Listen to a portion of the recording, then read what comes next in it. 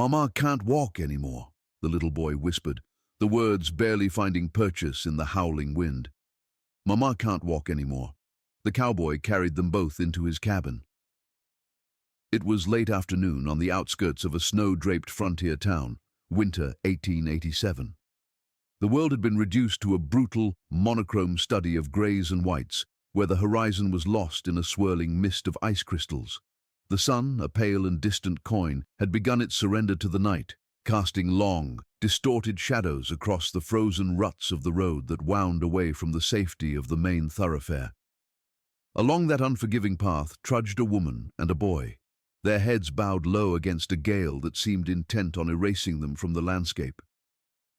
Nell Hawthorne, a woman whose eyes held the weariness of someone twice her 30 years, bore the crushing weight of a heavy flour sack across her shoulders. Her dark hair escaped from her bonnet, was plastered to her cheeks, damp with the condensation of her own labored breath and the melting snow. Every step she took was a battle of will against physics, a deliberate, agonizing placement of worn leather against slick ice. Her boots left uneven, staggering imprints in the drifts, one sure and deep, the other shallow and dragging, a testament to a body pushed far beyond its breaking point. Beside her walked her son, Caleb. He was 5 years old, perhaps 6, but possessed the haunted, watchful stillness of a child who had learned too early that silence was the only shield against a harsh world.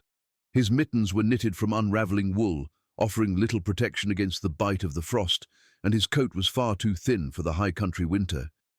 He kept close to his mother's flank, glancing up at her face with wide, fearful eyes beneath the brim of his oversized knit cap. At one point he reached up a small, trembling hand to touch the rough burlap strap slipping from her shoulder, trying to take some of the burden. She shook her head gently, a silent command that brooked no argument, signaling, "Let Mama carry this, I'm fine." But she was lying. Nell's left foot had become a traitor to her resolve. It slipped treacherously each time it struck the snow-packed road, sending bolts of white-hot lightning up her calf. She bit her lip until it tasted of copper, refusing to make a sound. Her breath came in shallow, jagged gasps, turning to steam instantly in the freezing air. Her hands gripped the sack not just to secure the precious food, but to hide the tremors that were beginning to rack her entire frame. Caleb saw it all, the wince, the stumble, the sweat freezing on her brow. He said nothing, but his small boots crunched closer to hers in the snow. Finally, the boy stopped dead in the track. "Mama, does your leg hurt?" Nell forced a smile, though it felt brittle and likely looked like a grimace to anyone who knew better. "No, love," she lied through chattering teeth. "Just tired is all. We're almost there." He frowned, the expression severe on his young face.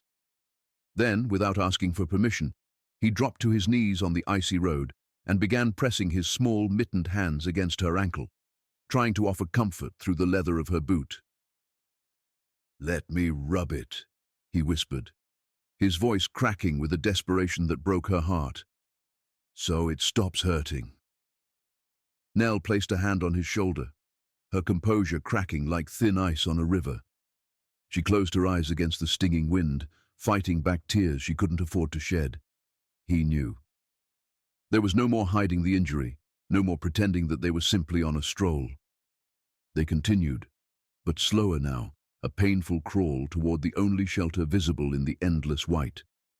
A narrow cabin appeared ahead, framed by the skeletal remains of a broken fence and the jagged limbs of bare cottonwood trees. Smoke curled lazily from the chimney, a grey ribbon promising a warmth they could scarcely imagine.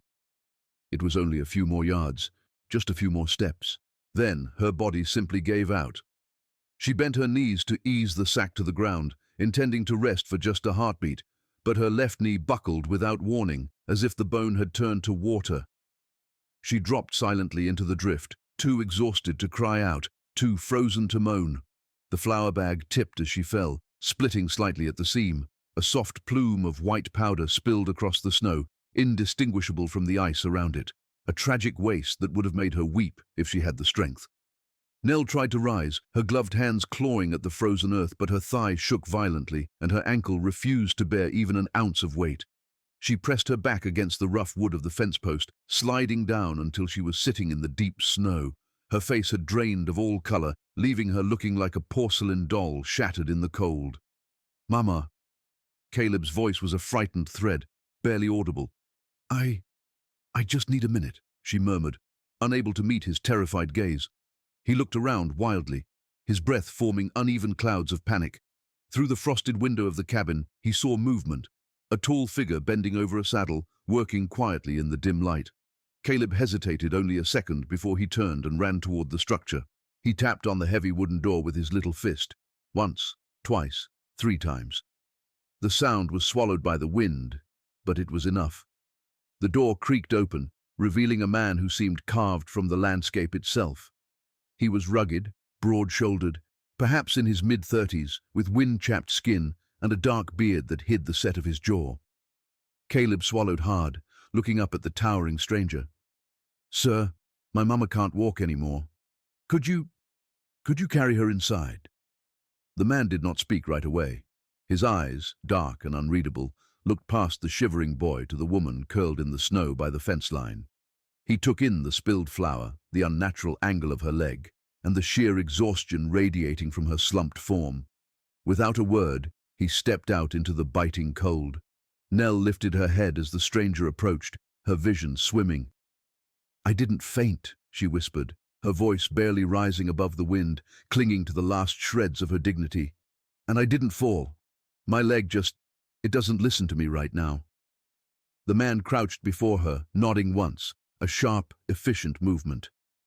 "I know," he said, his voice a low rumble. Carefully, as if he were handling something far more fragile than a human woman, the man slipped one arm behind her back and the other beneath her knees.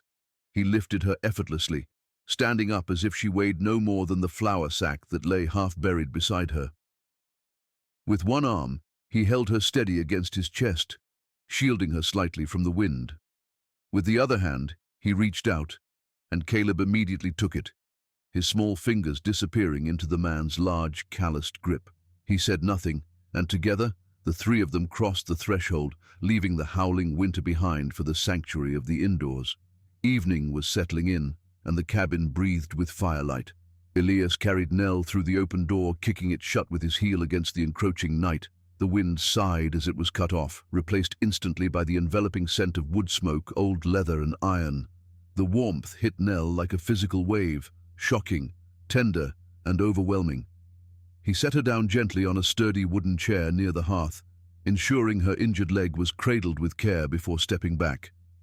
The fire crackled loudly as Elias added more logs, building the embers into a roaring flame that sent orange light dancing across the rough-hewn floorboards. Caleb stood beside his mother, his hand gripping the wet fabric of her skirt as if he were afraid she might vanish into the steam rising from her clothes. Elias said nothing to reassure them with empty platitudes. He glanced once at the boy, assessing him, then moved across the room with a quiet, efficient grace. From a cedar chest at the foot of a narrow bed, he removed a thick wool blanket, folded it in half, and handed it to Nell without a word. Next came a battered tin mug of warm water, and then another for Caleb. Nell's lips parted, perhaps to thank him, perhaps to apologize for the intrusion, but the heavy quiet of the room asked her to hold it. She accepted the blanket, her trembling hands wrapping it first over Caleb's shoulders, cocooning him before pulling the edges around herself. The cabin was small and simple, pine walls that wept resin in the heat, a low ceiling that trapped the warmth, and a rough planked floor swept clean of dust. Lined shelves held jars of dried herbs and beans, arranged with a precision that spoke of a solitary life. In the corner sat a rocking chair, still and empty, and on the wall hung a faded embroidery hoop, the thread halfway through a forgotten flower. Elias returned with a small basin and a kettle of steaming water. He set them down and glanced at Nell's feet, which were encased in worn, sodden leather. "You can't get the boot off?" he asked, his voice like low gravel grinding together. She hesitated, looking down at the swollen distortion of her ankle. It's swollen tight," she admitted softly. He nodded once. No judgment. No questions about why she was walking a frozen road in the dead of winter with a child and a sack of flour. He knelt before her, resting the basin near her feet. Caleb moved as if to help, his instinct to protect his mother flaring up, but Elias placed a steady, heavy hand on the boy's shoulder. "You stay warm, son. I got this." Caleb obeyed, sliding down to the sheepskin rug by the fire, tucking the blanket tighter around himself, his eyes never leaving the man's hands. Elias loosened the laces of her boot, his fingers large and scarred but surprisingly gentle. When she flinched as the leather pulled against the tender skin, he slowed immediately. His touch was deliberate, methodical, like someone used to working with things that could break if mishandled. Nell watched him, mesmerized by the way he didn't rush, how he filled the silence not with nervous chatter, but with a calm, anchoring presence. The boot came off with a soft, wet tug, revealing the damage. Her ankle was already swelling aggressively, a dark, angry red blooming through the pale skin, promising to turn violet by morning. Elias did not comment on the severity. He simply dipped a clean cloth into the warm water, wrung it out until it stopped dripping, and placed it lightly against the bruised area. The heat was both a relief and a shock, and Nell winced, drawing a sharp breath. Elias looked up at her then, holding her gaze for a long, heavy beat. His eyes were the color of the storm outside, but without the cold. "Just bruised," he said quietly, offering his diagnosis. "Maybe a sprain. Bones look sound. You'll be all right." "Thank you," she breathed, the words feeling inadequate for the mercy he was showing them. He didn't reply to the gratitude. He stood, his knees cracking slightly, washed his hands in the basin, and turned back toward the fireplace. As he did, he caught sight of Caleb fidgeting with his sleeve, trying desperately to hide a ragged tear in the fabric where the stuffing was coming out. Elias paused, his gaze lingering on the hole in the boy's defense against the cold. And for a moment, the silence in the cabin shifted from awkward to something profoundly sad. Elias stood from the fire and reached for a small, dented tin box on a nearby shelf. Inside lay the meager tools of a bachelor's necessity: a needle, a spool of black thread, and a pair of mismatched buttons. He knelt beside the boy, his large frame casting a shadow over the flickering firelight, and motioned for Caleb's arm. Caleb hesitated, his eyes darting to his mother for reassurance before slowly offering the tattered limb. Elias threaded the needle, a clumsy struggle at first, his fingers too thick and calloused for such delicate work, but he persisted with a quiet, stubborn determination. He didn't ask the boy to remove the coat. Instead, he worked the needle through the fabric right there, pulling each stitch tight and slow. Caleb watched in fascinated silence, the rhythm of the silver needle mesmerizing him. Then softly, the boy whispered a truth that cut through the room louder than a scream. "No one's fixed my clothes since Papa." Elias's hand froze in mid-air, the needle gleaming in the firelight. His brows pulled together, a flicker of old pain crossing his face before he smoothed it away into his usual stoicism. He did not speak. There were no words for a loss that big in a voice that small. Instead, he tied off the thread with a sharp tug, snipped the end with a small knife from his belt, and laid the boy's arm gently back across his lap. Then, in a movement that seemed almost involuntary, he reached up. His hand, heavy and warm, rested firmly on Caleb's head for a brief moment, tousling the boy's hair. It was a single gesture, fleeting and rough, but Caleb leaned into it like a starving animal finding food. Watching from the chair, Nell said nothing, but she turned her face toward the fire as her eyes stung, the first tears she had allowed herself to feel all day, finally threatening to spill over. The simple intimacy of the act broke something in her that the cold could not. Morning arrived, not with a shout, but like a secret kept between the mountains. Nell woke to the warmth of a still-burning fire and the faint, resinous scent of pine smoke curling through the air. Caleb lay curled beside her on the floor, his small hand resting protectively against her arm. A second blanket, one they had not brought, heavy wool dyed a deep indigo, was tucked gently over both of them. Someone had thought of them in the deep quiet of the night. She blinked against the soft, milky light spilling in through the frosted window pane. Outside, the snow had settled smooth and unbroken over the ground, a pristine white sheet that hid the scars of the road. A silence filled the cabin, not empty, but whole. Across the room, Elias sat by the window in a wooden chair. He was sharpening a knife, the blade moving slowly, rhythmically against a whetstone. The light caught the sharp angles of his face, etching lines that came not from age, but from years lived too hard and too honestly. The rasp of steel on stone was the only sound in the world. Nell's voice broke the stillness, low and clear, though still laced with exhaustion.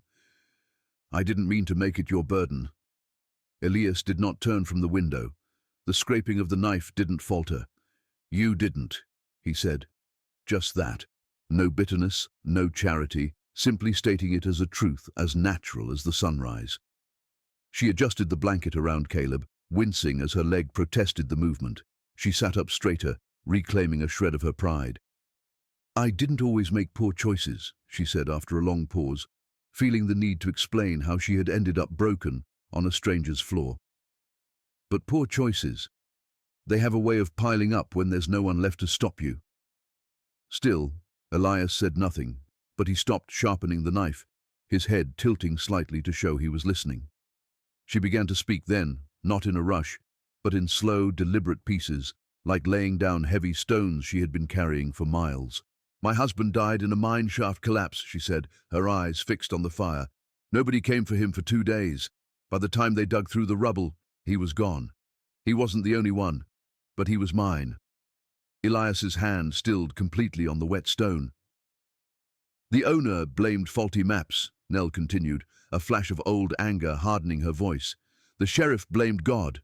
They took our house 3 weeks later, said we were squatting. I showed them the deed. They said it was lost in the records." Her voice did not rise. It didn't need to. The injustice was heavy enough on its own. "After that, the people I thought were friends stopped looking me in the eye. Caleb got sick that winter. No doctor would come out to the shanties. I started walking because there was nothing else to do."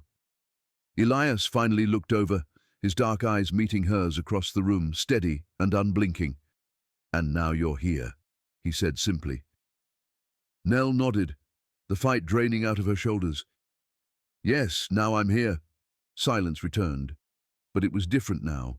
Not the silence of strangers, but of recognition.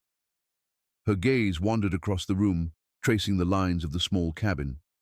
It was spare, masculine, but not unlived in. In the far corner, beneath a slanted shelf of leather-bound books, sat a small wooden box that looked out of place. She tilted her head, squinting. There, tucked carefully beside it, was a carved wooden horse no longer than her palm, a cloth rabbit missing a button eye, but sitting upright, and a pair of tiny leather boots, scuffed at the toes, but kept meticulously clean. "You had children?" she asked quietly, the question slipping out before she could stop it. Elias's gaze drifted toward the corner, a shadow passing behind his eyes. "One," he said, though it sounded more like a statement of fact than a number. "A boy?" She waited for more, but none came. The way he said it, low, final, and heavy, told her everything she needed to know. She didn't ask how or when.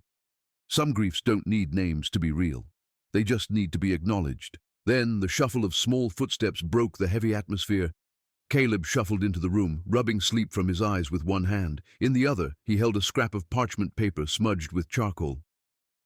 "I found this in that box," he said, holding it up for inspection. It was a child's drawing. Rough lines, stick figures, a house with smoke curling from the roof in jagged spirals. But the face drawn on the man, there was something tender there, something remembered. "Is this your son?" Caleb asked, walking over and offering the paper to Elias. Elias took the paper slowly, his rough fingers brushing the boy's smooth ones. He looked at the drawing for a long time, as if reading a map to a place he could no longer go. Then he nodded once. "Yes," he said, his voice thick. "That's him." Caleb nodded too, solemnly, like it was something sacred. Nell watched Elias's face. There was no bitterness, no fury, just a quiet ache worn smooth by time, the deep stillness of someone who had learned to carry loss like a second skin. The moment passed, but the bond remained. Later the wind had softened outside, but the cold still clung to the window panes like frost-bitten breath. Nell woke from a doze with a sharp jolt. Pain clawed its way up her leg, fierce and immediate, radiating from her ankle like fire trapped beneath the skin. She swallowed hard, trying not to wake Caleb, who had drifted back to sleep. Slowly she shifted her weight, biting her lip, but even the slightest movement sent a shock of agony through her calf that made her vision white out. She froze, breathing through her nose, eyes clenched tight. "Mama," Caleb whispered, stirring beside her. "Your leg's purple." She looked down. The swelling had grown aggressively overnight, dark and angry under the pale light of morning. Just then, the back door creaked open. Elias stepped inside, fresh snow dusting his broad shoulders. He carried a bundle of firewood under one arm and a bunch of dried herbs in the other. He paused as he saw her, reading the tightness in her face and the way her hands gripped the blanket, white-knuckled. Without a word, he set the firewood down and crossed the room. "Let me see," he said quietly. Nell hesitated, pride flaring like a last defense, but when she met his eyes, steady, quiet, free of judgment, she exhaled and nodded. Elias knelt beside her, gently lifting the blanket. With careful fingers, he rolled the hem of her dress to just above the knee. The bruise spread in deep shades of blue and violet from her ankle up the side of her calf. He pressed gently on the flesh, watching her reaction, speaking in a low, even tone. "Tendon strained, not torn. You'll walk again, just not today." He stood and moved about the room with calm efficiency. A pot went on the stove, water boiling. He crushed the herbs in an old ceramic bowl, sage and pine filling the room with the scent of the forest. He returned with strips of a torn shirt, dipped in the hot herbal paste. Nell clenched her jaw as he applied it. "Breathe," he said softly. "I've got you." When the bandage was in place, he rested one hand lightly on her knee. "That leg's got stories in it now," he murmured. "Might be worth something." He stood, leaving her in a silence that felt fuller than any words could express. Later that day, the cabin transformed from a shelter into something resembling a home. Elias moved about the small kitchen area with a practiced rhythm, preparing a meal that was simple by necessity but prepared with care. He reheated dried meat in a cast-iron skillet, the fat rendering with a savory hiss, and crumbled golden cornbread into a pot of soup made from foraged greens and beans. Caleb, energized by the warmth and the novelty of the environment, insisted on helping. He took the tarnished silver spoons from the drawer one by one, wiping each carefully with the hem of his shirt to remove invisible specks of dust before placing them on the rough table with the gravity of a royal servant. When they finally sat down, steam rising from the bowls and clouding the cool air, Elias reached for his spoon without preamble. Caleb froze, glancing at him with wide, hesitant eyes. Do we pray or something?" he asked, his voice small. Elias paused, the spoon hovering halfway to his mouth. He looked at Nell, seeing the silent request in her eyes. He gave a small nod, set the spoon down, and bowed his head. "Thanks for the food," he rumbled, his voice deep and resonant, "and thanks for the company." It was short, rough, and entirely sincere. The room felt warmer after that, the tension in the air melting away like snow on a hearth. During the meal, a moment occurred that shattered the gloom completely. Elias, noticing Caleb watching him eat, pretended to taste the soup with deep suspicion. He made a dramatic, contorted face, squinting one eye, before reaching for the salt cellar and adding a single tiny pinch with exaggerated surgical precision. Caleb giggled, a high, bubbling sound that seemed to surprise even him. Nell laughed then too. It wasn't the polite, guarded laugh she used in town to deflect pity. It was real, honest, and bright, the kind of laughter that hadn't touched her mouth in a long, long time. As the fire crackled and the bowls emptied, Caleb's energy began to wane. His eyelids grew heavy, drooping until he slumped forward in his seat, his cheek resting against the wood of the table. Elias rose, walked over, and lifted the boy in his arms. He was careful, gentle, cradling Caleb like he was made of something precious, something remembered. Nell watched, her breath catching in her throat. "He hasn't laughed like that since his father died," she said softly. Elias didn't turn around as he carried the boy to the bed, but his voice reached her, low and certain. "Then let's give him more days like this." But peace in the frontier is often just a pause between storms. The sky the next day hung heavy with low, bruised clouds, the air still but tense, like a breath held too long. The sharp, rhythmic clatter of hooves on the frozen road broke the morning hush, followed by the groan of a wagon axle. Elias stepped out onto the porch, his rifle loose in one hand, only to lower the barrel as he recognized the man on the seat. "Harlan Fitch," he said simply, greeting his old friend. The visitor jumped down, brushing snow from a thick woolen coat. Harlan was taller than Elias, stockier, with a quick, narrow gaze that scanned the surroundings like a hawk hunting for field mice. His arms were full of burlap sacks, flour, a tin of coffee, dried beans. "Brought what you asked," Harlan said, grunting under the weight. Then his eyes landed on Nell, who had come to the door with Caleb clutching the edge of her skirt behind her. Harlan blinked, his mask of indifference slipping. "Well," he muttered, shifting his grip on the supplies. "That's new." Nell nodded politely, sensing the man's skepticism, and disappeared inside to organize the goods. Harlan leaned in toward Elias, his voice dropping to a conspiratorial whisper. "You sure about this, Elias? Folks in town might start talking." Elias did not flinch, his gaze fixed on the horizon. "Let them talk." They unpacked the supplies in silence, carrying the heavy sacks into the cabin. But Harlan could not hold back the news burning a hole in his pocket. As Elias reached for the last sack of flour, Harlan gripped his arm.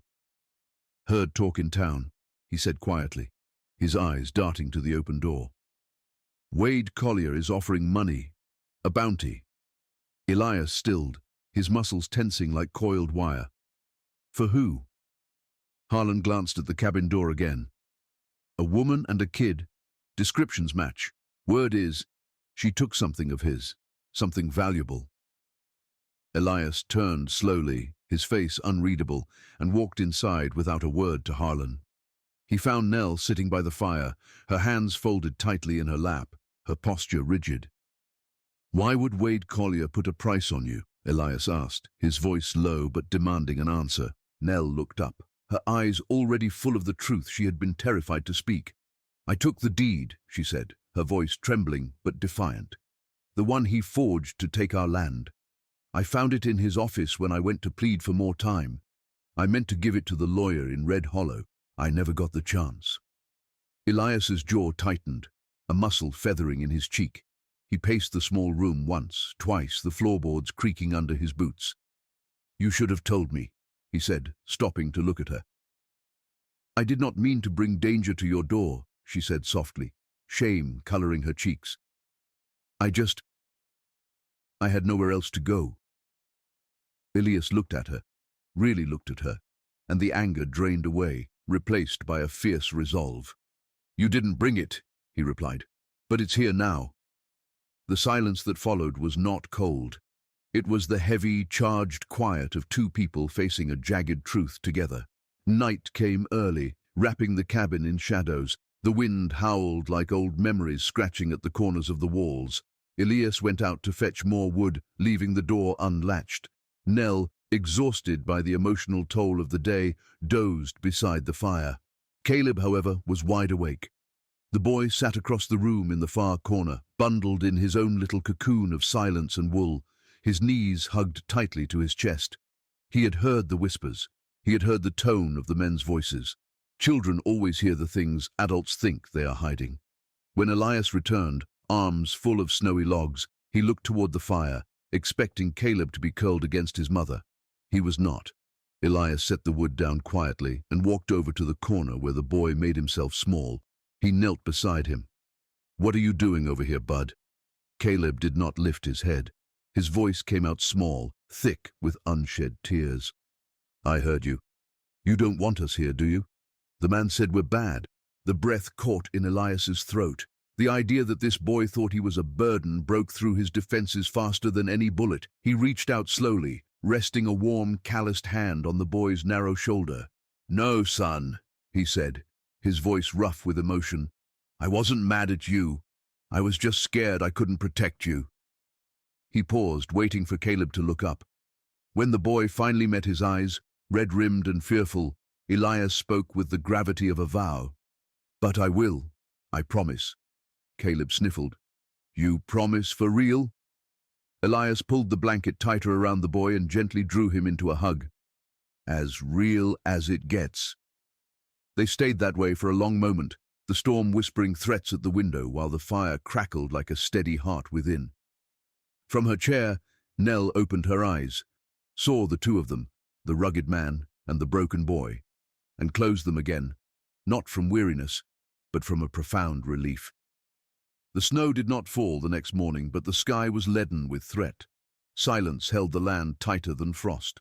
From the edge of a tree line near an abandoned homestead, a rider emerged. Slow, deliberate.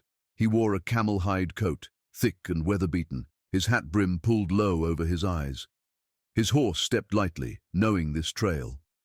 The man paused outside the rotted fence of the empty cabin, scanning the horizon with predatory patience, then dismounted without a word.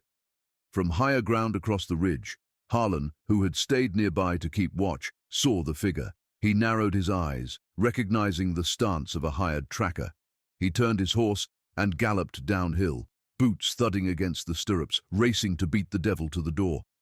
At Elias's cabin, Nell was sitting by the fire with Caleb when the door flung open. Harlan stepped in, breathless, his face pale. "There's a man just rode up by the old McKinley place. Looks like he's waiting, scouting." Elias stood calm, but something in his jaw set firm, turning his face into stone. "You recognize him?" Harlan asked. "No," Elias said, moving to the wall, "but I know who sent him." He took down his rifle and began cleaning it. Slow, methodical, like a ritual long since memorized. The smell of gun oil filled the room, sharp and metallic. Elias glanced at Nell. "Is it him? Wade Collier?" Nell did not look away. She nodded once. "Yes."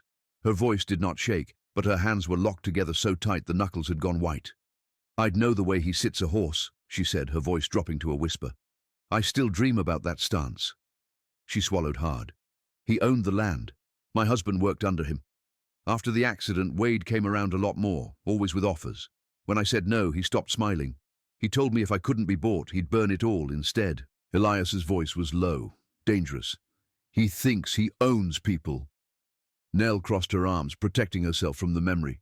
"He thinks if he can't own something, he'll ruin it." A long silence stretched between them. Elias finally said, "I can send you east. There's a mining town past the ridge. If you ride through the night with Harlan, you'll be there by morning. You'll be safe." Nell's response came without pause, sharp and immediate. "No." Elias raised an eyebrow, surprised by the steel in her voice. "No more running," she said, standing up despite the pain in her leg. "I've done enough of that. He doesn't get to chase me out of another home." Elias nodded just once. Nothing more needed to be said. For the first time, they were not simply hiding together. They were standing together. Later, when the cabin grew quiet and the lamps flickered lower, Caleb stepped out from the back room. He looked between Elias and Nell, his blanket trailing behind him like a shadow. Without a word, he walked over and reached for Elias's hand. Elias knelt, eyes level with the boys. Caleb asked nothing aloud, but his eyes, wide and searching, said it all. Elias pulled him gently into an embrace. "You're safe here," he whispered, his voice low and sure. "With me, always." The snow had stopped, but the air held a silence that only comes before something breaks. Mid-morning light fell in silver lines across the clearing when the three riders finally appeared at the edge of the path. The silence that had held the land captive was broken by the creak of leather and the snort of beasts. Wade Collier rode in the middle, sitting tall in a saddle that cost more than most men earned in a year.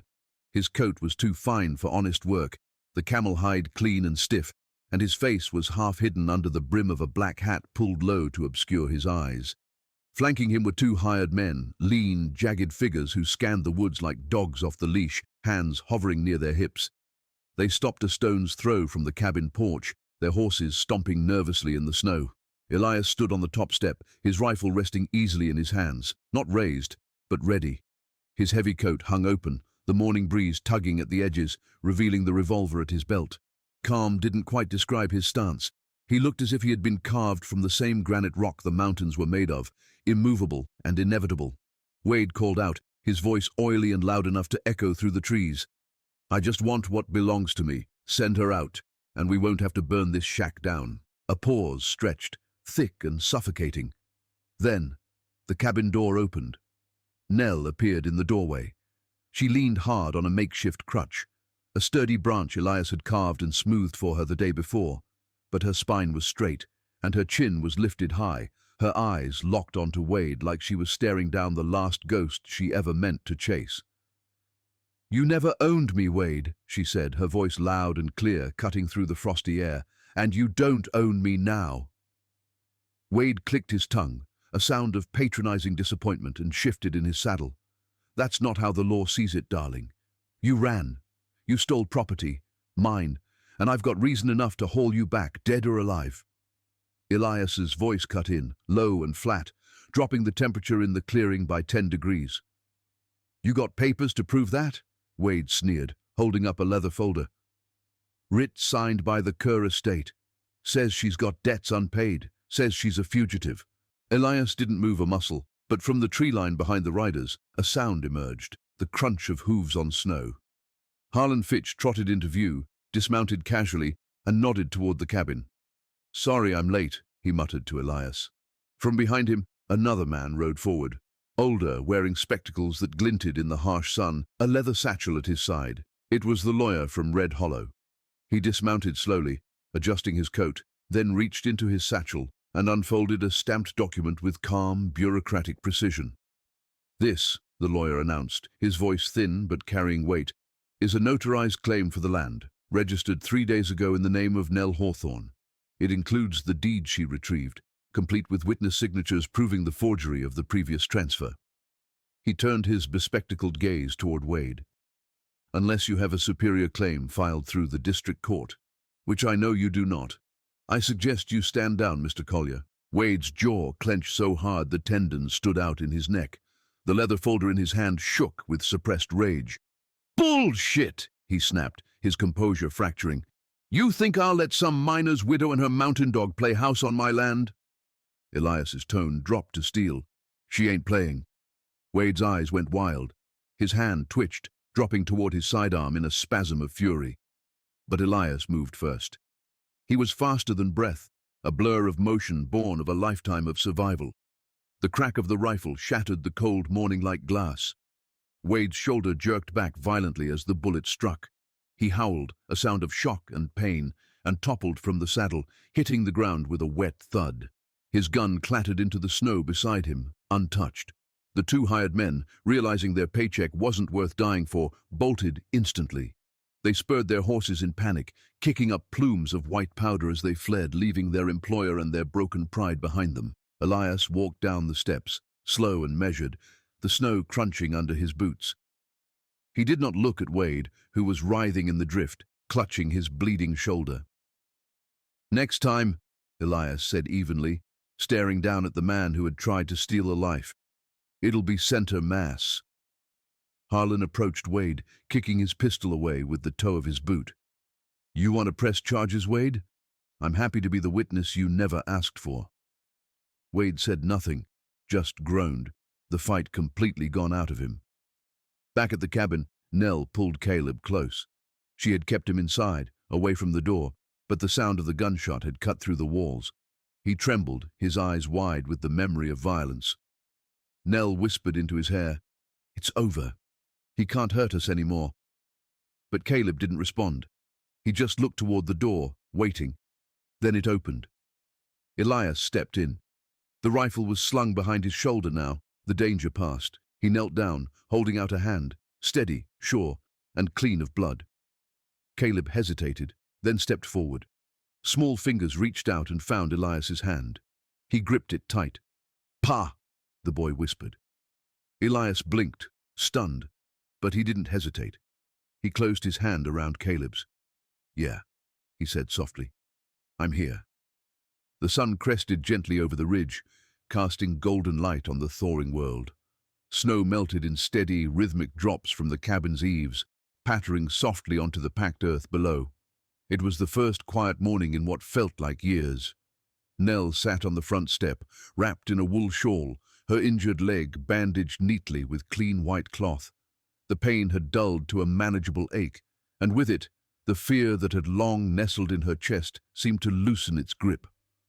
Her eyes followed the figures moving down by the corral. Laughter echoed across the clearing, a sound so pure it felt like a bell ringing. Caleb was perched atop a small, shaggy pony, Harlan walking beside him, steadying the reins. The boy's laughter rang clear and bright, dancing through the frosty air like a promise of spring. Nell's lips curved into a smile, Not the practiced kind she used when hiding sadness, but something deeper, freer. She rested a hand on her heart without thinking, feeling the steady beat of a life reclaimed. Behind her, the cabin door creaked. Elias stepped out, carrying something small in his hand, an old handkerchief, carefully folded. He walked down the steps, the wood groaning familiarly under his weight, and stopped beside her. He crouched without a word. He didn't kneel. Elias wasn't a man for theatrical gestures. He simply unfolded the handkerchief to reveal a thin, worn silver ring. It was dulled by time, perhaps a family heirloom, but it was whole and unbroken. He took Nell's hand, turning it gently palm up, his calloused thumb brushing her wrist. "You can stay as long as you want," he said, his voice soft and steady, stripped of all pretense. "Or forever." Nell didn't answer right away. Her fingers closed around the ring as if it held more than just metal. It held memories of the road, the weight of the flour sack, the warmth of the fire, and the truth of being seen. She met his eyes, finding the same steadfastness she had seen that first night in the storm. "I think," she said, her voice trembling with a smile, "I'm already home." He let out a breath, his shoulders relaxing, as if something inside him finally eased after years of holding on. A hawk called overhead as the morning stretched further, claiming the sky. Life, quiet and resilient, moved around them. Nell stood, using her crutch for balance, and watched as Caleb climbed down from the pony and ran toward the barn, his energy boundless. Later that afternoon, Elias took Caleb by the hand and led him to the back of the barn, where dust motes danced in the shafts of sunlight. He opened a weathered trunk and lifted out a child-sized saddle, the leather worn but sturdy, oiled to a deep mahogany. "This was mine when I was your age," he said, brushing off the dust. "Think you're ready for it?" Caleb's eyes widened, shining with awe. "Really?" Elias nodded, a grin tugging at his beard. "We got a lot of work to do, partner." Caleb took the saddle with reverence, holding it like it was a treasure chest. The sun dipped lower, casting warm amber light across the valley. Nell leaned against the doorframe, watching them, her son, and the man who had once lived with ghosts but had opened the door for the living. As twilight fell, the three of them stood together on the cabin's porch. Elias's arm rested gently behind Nell's back, a silent anchor. Caleb held the saddle in one hand and clutched Elias's shirt with the other. They looked out at the land, wild, open and uncertain. But now, it held the shape of something different. Not just survival, not just shelter, but belonging. And that, Nell thought as she leaned into Elias's side, was enough for now, and enough for always. Under the vast western sky, a woman who had lost everything found something greater than a home. She found a reason to stay. A boy found laughter again, and a man who thought he was